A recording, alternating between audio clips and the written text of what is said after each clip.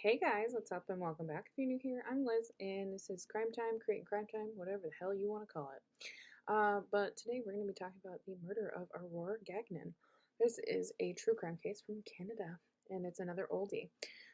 So when I started reading about this case, it reminded me a lot of Sylvia Likens due to the child abuse aspect and death.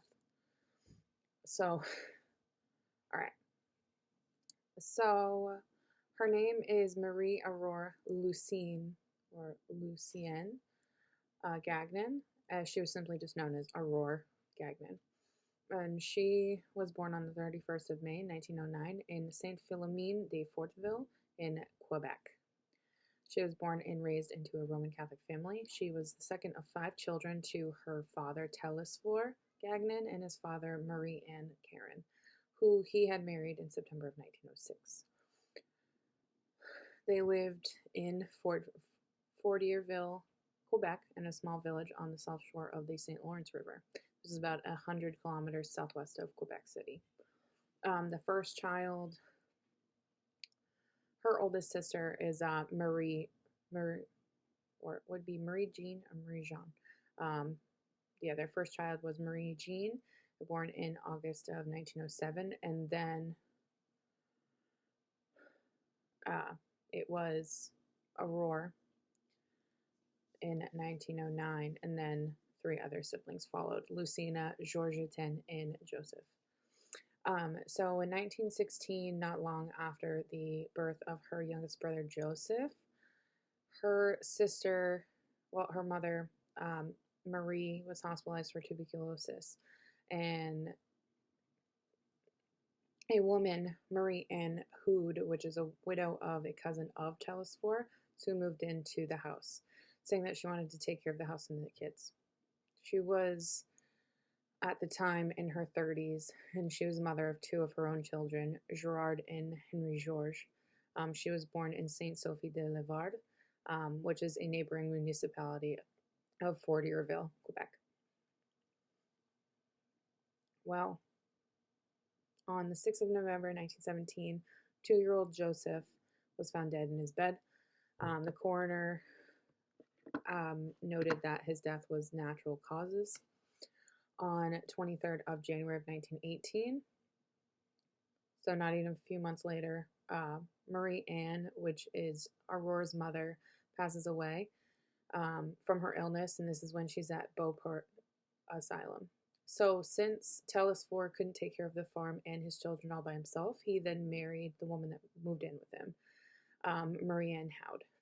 And this was in a private ceremony that was the following week after his wife died. So all of the kids, the Gagnon children, went to live with their grandparents in the months following in Leclercville, which is another neighboring municipality. The children then returned to their father's house in the summer of 1919, and it's then when Aurore's abuse started. So Marie Anne didn't just abuse her stepdaughter physically. She also once tried to poison her and urging her to drink detergent. And they had several eyewitness accounts that would point this out. So in September of 1919, Aurore is 10 and she's hospitalized for more than a month at Hôtel Dieu de Quebec with a severe leg infection, and it was caused by her stepmother branding her with a metal poker. And upon Aurore's release, the abuse started again. So Aurore died on the 12th of February of 1920. Her autopsy was conducted in a church sacristy by Dr. Albert Moreau, who noticed there was 54 wounds all over her body. The wounds were a result of several blows administered over time. The most severe wound was the one on her skull. Her scalp was caked in dried blood and pus. Her left thigh was swollen. The skin on her hands and wrists have been ripped down to the bone. Aurore's funeral took place on the 14th of February, so Valentine's Day in 1920, with a mass being held by Ferdinand Mass. After the funeral, her father and her stepmother were arrested. Her stepmother was initially sentenced to be hanged for murder, but later her sentence was commuted to life imprisonment. After serving 15 years, she was paroled because of health reasons, and she did die of breast cancer and brain cancer in 1936. Her father, however, was convicted of manslaughter and sentenced to life in prison, but he was released on good behavior in 1925 after only serving 5 years. He then returned to his hometown in his previous life, where he wrote several letters to his wife, who was still in prison, and after she died, he remarried. He died in 1961. Aurore's oldest sister, Marie Jeanne, the oldest out of five, she died in 1986. So there's been a lot of different, in pop culture, a lot of different things that have been made due to this. Like there was a play made in 1921 called Aurore l'enfant martyr, which is the child martyr. This was a very, very popular play, and it was performed over 6,000 times and seen by about 180,000 people, and this was over a span of 25 years. In 1950, there was a film that was released about her life, and this was called La Petite Aurore, l'enfant martyr, which is Aurore the child, the child martyr. This film would later be released and dubbed in later years in 8 different languages. There was a remake of the original play called Aurore that was performed in 1984. In 2005, there was another film that was made and released and directed by Luc Dion.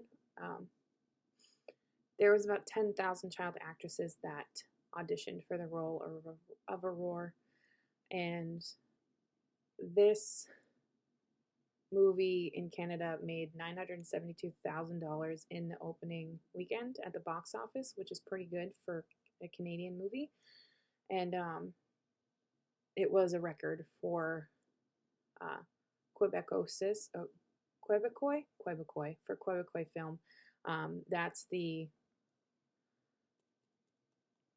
I think that was the production company at the time. It set a new record for them for that summer.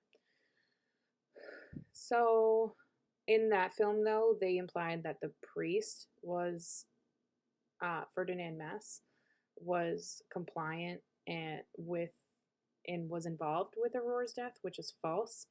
And in the movie, too, they also depict Aurore as being a difficult child as well as a compulsive liar. So that movie is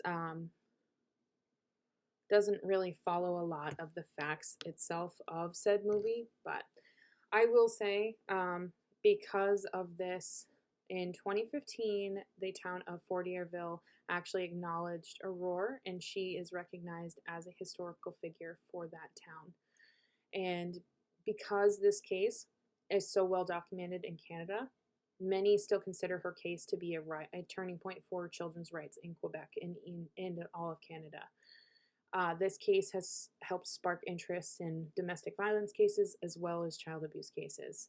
Many people from Quebec think of her death as a reminder that silence in the face of injustice often does more harm than any good.